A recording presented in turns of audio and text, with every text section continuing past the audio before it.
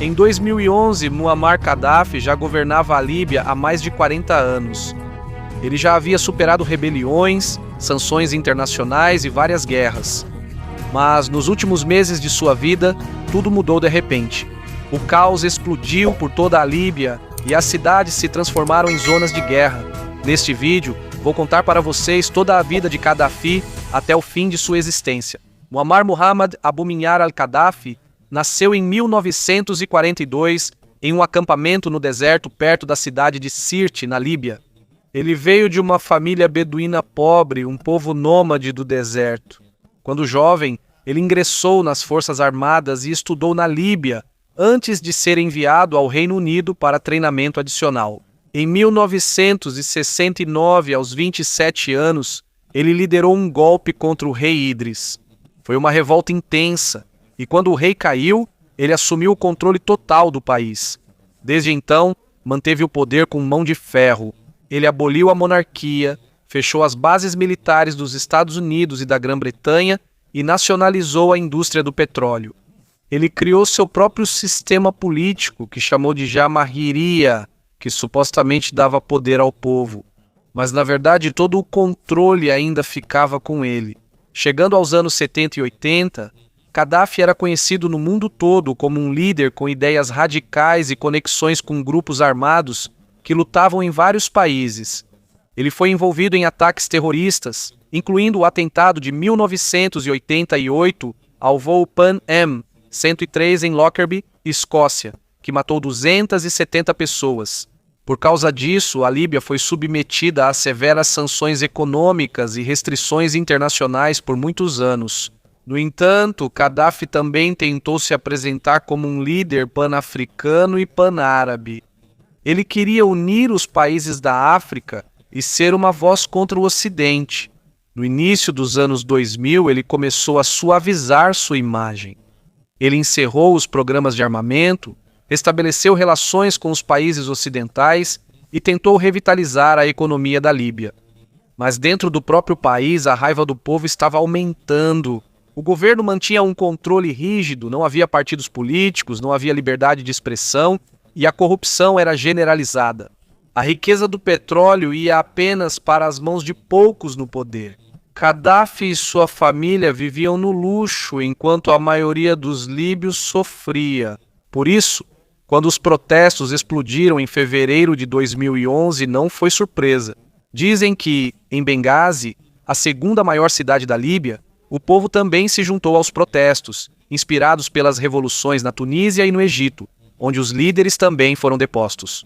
Esse movimento ficou conhecido como Primavera Árabe, uma grande resistência contra os ditadores no Oriente Médio e Norte da África.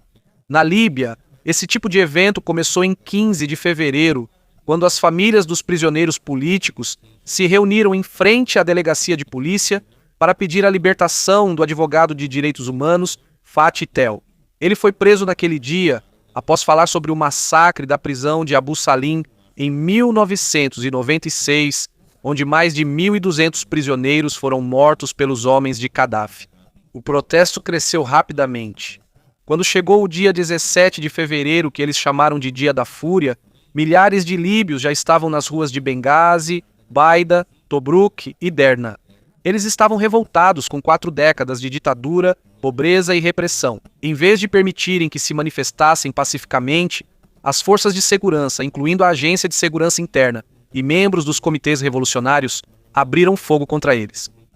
De acordo com relatos de hospitais, mais de 230 pessoas foram mortas em apenas 4 dias.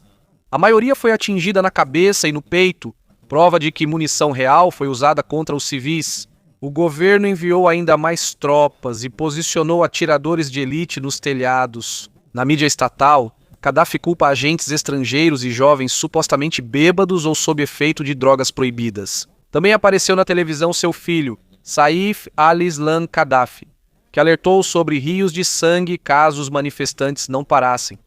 Quanto mais o governo reprime os protestos, mais pessoas se juntam à luta. Na última semana de fevereiro, algumas das unidades militares mais poderosas começaram a se rebelar. Na cidade de Benghazi, alguns soldados se recusaram a atirar nos civis. A 36ª Brigada, liderada pelo Major-General Suleiman Mahmoud, lutou contra o regime que antes serviam e ajudaram os rebeldes a tomar o controle da cidade. Alguns prédios do governo foram incendiados, delegacias de polícia foram ocupadas e armas foram roubadas dos acampamentos militares. No dia 24 de fevereiro, quase toda a parte leste da Líbia não estava sob o controle de Gaddafi. Nas cidades de Tobruk, Misrata, Baida e Zawiya, os combates violentos continuaram. Agora, os antigos manifestantes estão armados com armas que conseguiram das bases militares abandonadas. Até alguns pilotos da Força Aérea de Gaddafi recusaram ordens para bombardear suas próprias cidades. Em vez disso, eles voaram para Malta para pedir asilo. Em meio ao caos, a oposição começou a se unir. No dia 27 de fevereiro, o Conselho Nacional de Transição, ou CNT, foi oficialmente formado em Benghazi.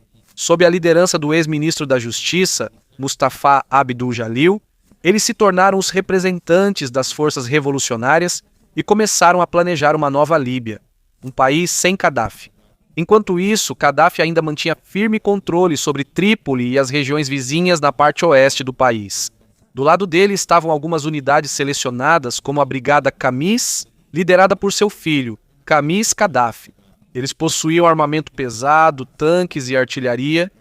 Além disso, Gaddafi também contratou mercenários estrangeiros do Chad, Mali e Níger para reprimir completamente os rebeldes. Na primeira semana de março de 2011, a situação já havia atingido um nível crítico. O exército de Gaddafi usou todas as armas pesadas, tanques, canhões e até ataques aéreos para retomar as cidades controladas pelos rebeldes. Os civis foram bombardeados, especialmente nas cidades de Benghazi e Ajdabiya, no leste. Imagens assustadoras de casas e prédios destruídos pelos bombardeios apareceram nas notícias internacionais. E aos poucos, espalhou-se o medo de que, se Gaddafi chegasse a Benghazi, aconteceria um grande massacre. No dia 12 de março, a Liga Árabe realizou uma reunião de emergência. Eles emitiram um apelo por uma zona de exclusão aérea. Um passo que deu apoio oficial dos países árabes para os rebeldes. Ao mesmo tempo, a França e o Reino Unido lideraram o apelo para que as Nações Unidas agissem. E em 17 de março de 2011, o Conselho de Segurança das Nações Unidas aprovou a Resolução 1973, com 10 países votando a favor, enquanto 5 se abstiveram, incluindo a Rússia e a China. Foi autorizada a utilização de todas as medidas necessárias para proteger os civis, incluindo a implementação de uma zona de exclusão aérea e a proibição de todos os voos na Líbia que pudessem ser usados em operações militares. A ordem também inclui o cessar-fogo imediato de ambos os lados. Apenas 2 dias se passaram. No dia 19 de março começaram os ataques aéreos. Isso foi liderado por uma coalizão de países como Estados Unidos, França, Reino Unido, Canadá, e os primeiros alvos dos mísseis foram os sistemas de defesa aérea, estações de radar e centros de comunicação militar de Gaddafi. Mais de 110 mísseis de cruzeiro Tomahawk foram lançados de navios dos Estados Unidos e do Reino Unido no mar Mediterrâneo. Enquanto isso, até dos caças da França atacaram e destruíram os tanques que estavam indo para Benghazi ou já estavam lá. O primeiro estágio da operação foi chamado de Operação Alvorecer da Odisseia, cujo objetivo era impedir Gaddafi de atacar civis, especialmente nas áreas controladas pelos rebeldes. Em 23 de março, a OTAN já havia assumido totalmente o comando das ofensivas. Sob a nova missão chamada de Operação Protetor Unificado, participaram os 28 membros da OTAN e alguns parceiros não pertencentes à OTAN, como Catar, Emirados Árabes Unidos e Jordânia. Os ataques aéreos rapidamente deram resultado. Em apenas alguns dias, grande parte das forças armadas de Gaddafi foi praticamente destruída. A OTAN mirou nos caças MiG-23, nos bombardeiros Sukhoi e até mesmo nas bases aéreas. Em seguida, eles também destruíram os lançadores de foguetes de longo alcance, os comboios de suprimentos e os centros de comando usados pelo regime. Nas primeiras 2 semanas da operação, dezenas de tanques e veículos blindados foram eliminados do mapa, especialmente ao redor de Misrata e Zintan, onde os combates eram intensos. Enquanto isso, no mar, o embargo de armas foi rigidamente imposto para impedir a entrada de armamentos para as tropas de Gaddafi. Os navios de guerra da coalizão patrulham toda a costa da Líbia e inspecionam cada embarcação suspeita de transportar suprimentos militares. Mas mesmo com seu exército quase destruído, Gaddafi continuou desafiador. Ele continuou falando pela televisão estatal, acusando a OTAN de querer conquistar a Líbia novamente. Ele chamou os rebeldes de ratos e ameaçou limpar o país, rua por rua. Segundo ele, os países estrangeiros só querem roubar o petróleo da Líbia e interferir em seus próprios assuntos. Seus soldados tentaram derrubar os aviões da OTAN usando mísseis terra-ar de fabricação russa, mas isso não chegou nem a incomodar os bombardeios incessantes. Em meados de 2011, a luta começou a virar porque a OTAN continuava atacando as rotas de suprimento, depósitos de armas e centros de comando, enfraquecendo as forças de Gaddafi. De 3 direções, das montanhas ocidentais, da frente de Misrata e do leste da Líbia, as forças rebeldes começaram a avançar em direção à capital. E em 20 de agosto de 2011, os rebeldes lançaram a ofensiva final que chamaram de Operação Alvorecer da Sereia. Um plano cuidadosamente elaborado combinou as forças secretas que haviam sido infiltradas na cidade semanas antes do ataque. No dia dessa ofensiva, eles agiram simultaneamente de dentro de Trípoli, enquanto comboios armados se aproximavam de fora da cidade. Durante 5 dias, a capital foi consumida por intensos combates. Nos distritos de Tajura, Pashlun e Suq al-Jumah, os combates irromperam como se nunca fossem acabar. Os leais a Gaddafi tentaram defender suas posições usando atiradores de elite e tanques, mas foram sobrepujados pela velocidade e pelo número dos rebeldes. Muitos dos soldados do governo se renderam, enquanto outros simplesmente abandonaram suas barricadas. No dia 23 de agosto, os rebeldes finalmente invadiram Bab al-Azizia, a fortaleza mais fortemente guardada de Gaddafi no centro de Trípoli. Por mais de 4 décadas, esse lugar serviu como o coração do seu governo. Foi fortificado com grossas paredes de concreto, bunkers e instalações subterrâneas, um verdadeiro símbolo de poder que agora desmoronou completamente em meio à guerra.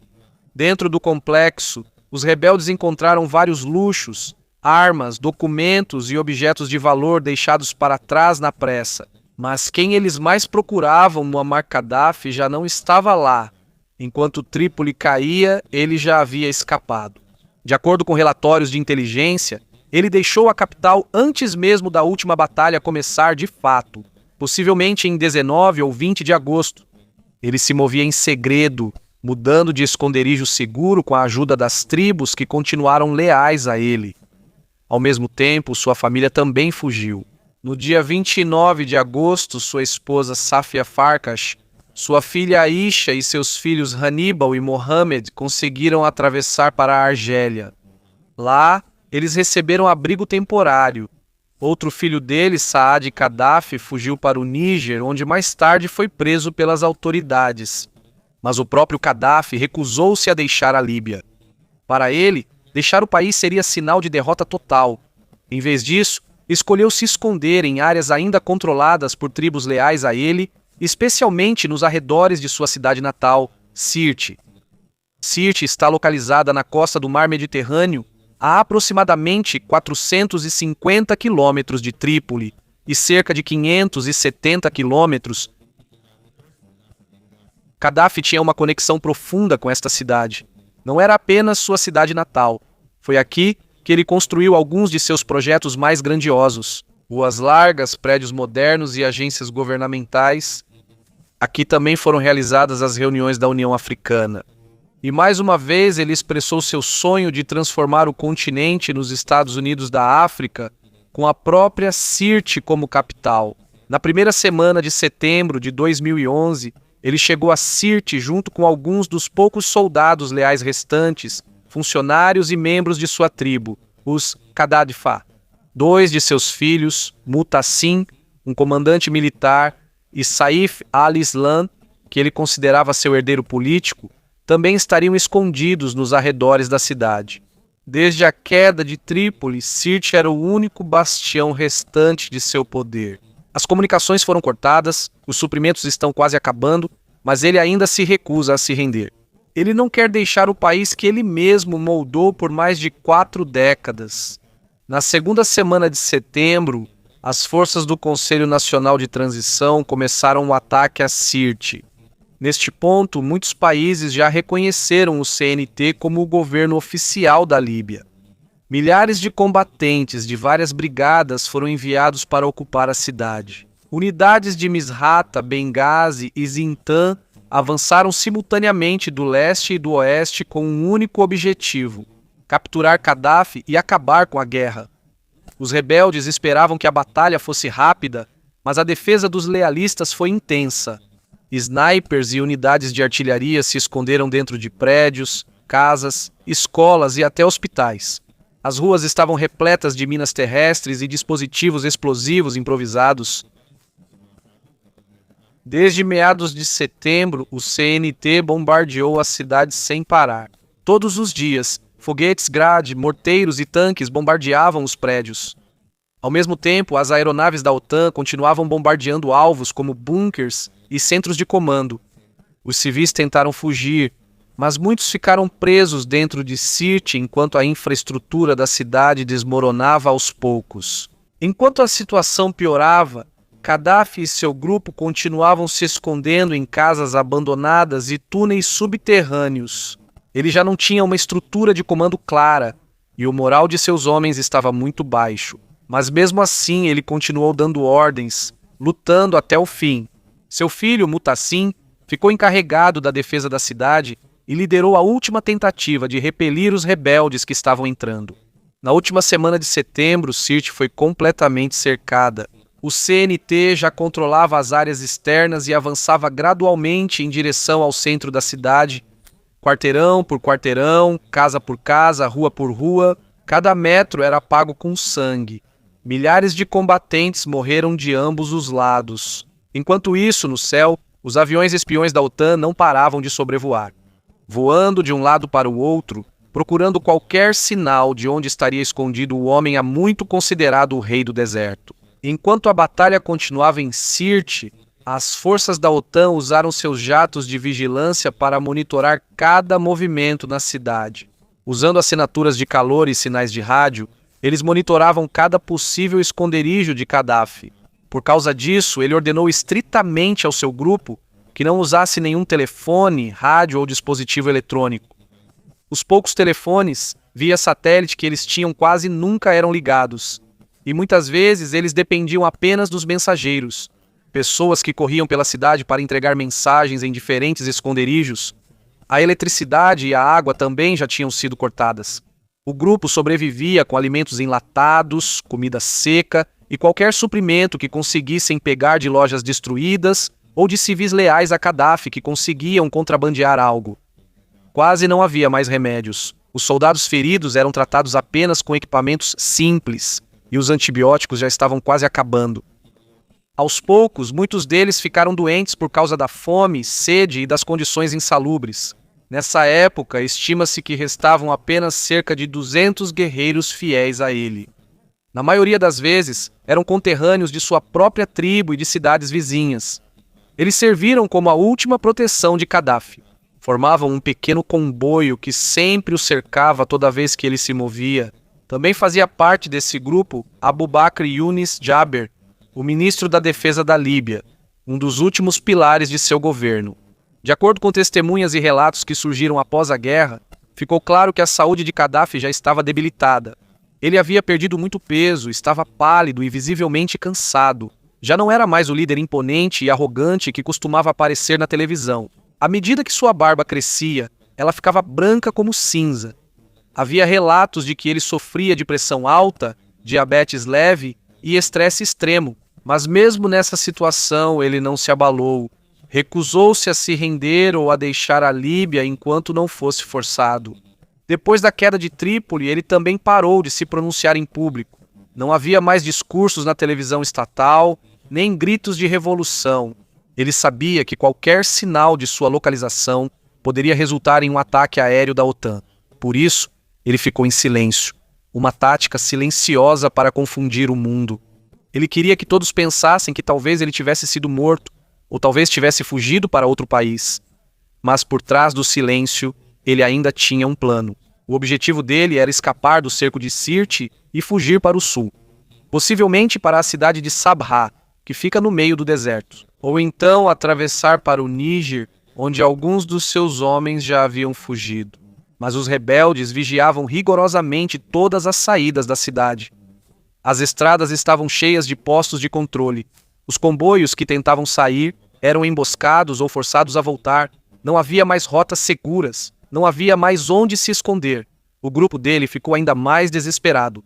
Eles aprenderam a dormir em turnos. Alguns ficavam de guarda enquanto outros descansavam. Eles usaram sacos de areia e destroços para bloquear as passagens e esconder os veículos da visão dos drones. Mas mesmo assim, seus movimentos e rotinas diárias continuavam limitados. As correntes da guerra ficavam cada vez mais apertadas. Quando chegou meados de outubro de 2011, ficou claro que eles já não conseguiam mais defender Sirte. Por isso, no dia 19 de outubro, Gaddafi decidiu tentar fugir. Naquela noite, eles começaram os preparativos. Eles formaram um comboio com mais de 50 veículos. Normalmente eram caminhonetes e SUVs equipados com metralhadoras ou armas antiaéreas. Alguns estavam cheios de balas e armas, enquanto outros transportavam seus homens e equipe pessoal. No comboio estavam Mutassim Gaddafi, Abubakr Yunis Jaber e Mansur Dao, seu chefe de segurança, além de alguns altos oficiais militares e alguns parentes. Um plano perigoso. Mas eles não tinham outra escolha. Para evitar os olhos da OTAN, eles sairiam no meio da noite. Por volta das 8 da noite, no dia 19 de outubro, o comboio começou a se mover lentamente de seu esconderijo na cidade. Sem faróis, sem barulho. Eles passavam entre prédios e árvores esperando que a escuridão cobrisse sua fuga. O objetivo do grupo de Gaddafi era sair de Sirte, seguir pela rota do deserto em direção ao Wadi Zamzam e de lá ir para Saba, onde planejavam atravessar para o Níger ou Argélia. Mas eles não sabiam que há semanas drones de vigilância da OTAN estavam monitorando Sirte sem parar. Os agentes dos Estados Unidos e da França estavam pacientemente observando qualquer movimento estranho na área, esperando identificar o momento exato da fuga de Gaddafi. E naquela noite, um drone Predator Mk-1 dos Estados Unidos voando alto no céu de Sirte detectou assinaturas térmicas incomuns. Um comboio estava lentamente deixando a cidade no meio da escuridão. Ao amanhecer do dia 20 de outubro, enquanto o comboio estava na parte oeste de Sirte, os observadores confirmaram novamente sua localização. Por volta das 8h30 da manhã, a OTAN lançou o passo final. De uma base distante, um drone Predator disparou um míssil Hellfire que atingiu um dos veículos da frente do comboio. Em instantes, a coluna parou, a frente incendiou e a retaguarda foi atingida por bombas guiadas a laser de jatos Mirage franceses. Vários veículos explodiram e outros capotaram enquanto tentavam escapar das explosões sucessivas. No meio da confusão, muitos dos homens de Gaddafi foram mortos imediatamente. Alguns correram ensanguentados, enquanto os sobreviventes, incluindo Gaddafi, Mutassim e Mansur Dao, correram para se abrigar em um grande cano de drenagem à beira da estrada, com cerca de 1,20 m de largura, espaço suficiente para algumas pessoas se espremerem.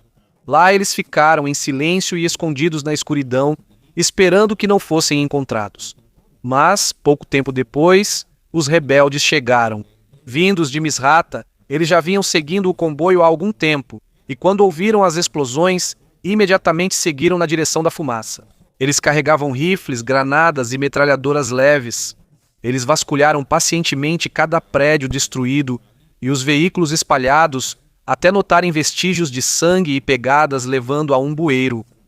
Primeiro, eles jogaram uma granada e depois se aproximaram lentamente para espiar. Foi lá que viram o antigo. Ditador poderoso, ajoelhado dentro do tubo, vestido calça marrom, camiseta ensanguentada e colete à prova de balas. Seu rosto mal podia ser reconhecido pela sujeira e sangue. Ele tinha ferimentos no braço, costas e perna, provavelmente causados por estilhaços de metal no ataque aéreo. Ele foi puxado para fora e exposto à luz do sol. Mal conseguia ficar de pé. Pouco depois, Mutassim Gaddafi também foi capturado, seguido por Abubakr Yunis Jabr, que estava gravemente ferido.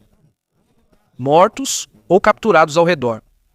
Segundo Mansur Dal, um dos que foram capturados vivos, Gaddafi realmente tentou escapar em direção ao canal antes de serem bombardeados. Os rebeldes levaram Gaddafi em uma caminhonete. Enquanto o veículo seguia, as pessoas gritavam. Ele foi passado de mão em mão, puxaram seu cabelo e o agrediram com socos, chutes, armas e pedaços de madeira. Alguns gritavam palavras de raiva, queixas do povo contra a ditadura sobre tortura e espera. Rebeldes se revoltando contra o próprio povo. À medida que mais rebeldes se juntavam ao redor, a situação ficava ainda mais caótica. Nos vídeos que surgiram depois, pode-se ver Gaddafi caído, com a cabeça e o corpo ensanguentados, enquanto tentam forçá-lo a entrar em um veículo. Várias vezes ele tentava se levantar, mas era derrubado novamente. A raiva das pessoas estava fora de controle. Até hoje, o momento exato de sua morte ainda não é certo. De acordo com os relatórios médicos, ele foi atingido por uma bala na cabeça e no peito. Alguns dizem que isso foi um acidente no meio da confusão. No entanto, muitos também acreditam que alguém realmente atirou nele de propósito. Não houve julgamento nem punição oficial, um fim repentino para 4 décadas de liderança. Quando o caminhão chegou ao posto de controle do Conselho Nacional de Transição, Muammar Gaddafi já estava morto. Com o corpo todo ensanguentado, as roupas rasgadas e quase irreconhecível. Os médicos declararam que ele faleceu por volta da 1 da tarde, em 20 de outubro de 2011, aos 69 anos de idade. O corpo dele foi levado para a cidade de Misrata, um lugar que buscou vingança intensa pelos anos de sua dominação. Durante 3 dias, seu corpo foi colocado dentro de um refrigerador de carnes no mercado, onde milhares de pessoas fizeram fila para vê-lo, o antigo rei da Líbia, agora apenas um cadáver. Para alguns, aquilo era justiça. Outros buscavam vingança. Os corpos de Muhtassin Gaddafi e Abu Bakr Yunis Jaber também foram levados para Misrata. Ambos morreram poucas horas após serem capturados. No dia 23 de outubro, 3 dias após sua morte, o Conselho Nacional de Transição declarou oficialmente o fim da Guerra Civil da Líbia. Após mais de 8 meses de combates e mais de 30 mil mortos, um novo capítulo da Líbia começou. Mas o seu destino final permaneceu um mistério. Na noite de 25 de outubro de 2011, Gaddafi foi enterrado em um local secreto no deserto do oeste da Líbia. Até hoje, ninguém sabe ao certo onde seu corpo está enterrado. E assim terminou a vida de Muammar Gaddafi, um homem que governou com mão de ferro e morreu nas mãos das pessoas que ele uma vez governou. Um fim sangrento para um governo sangrento.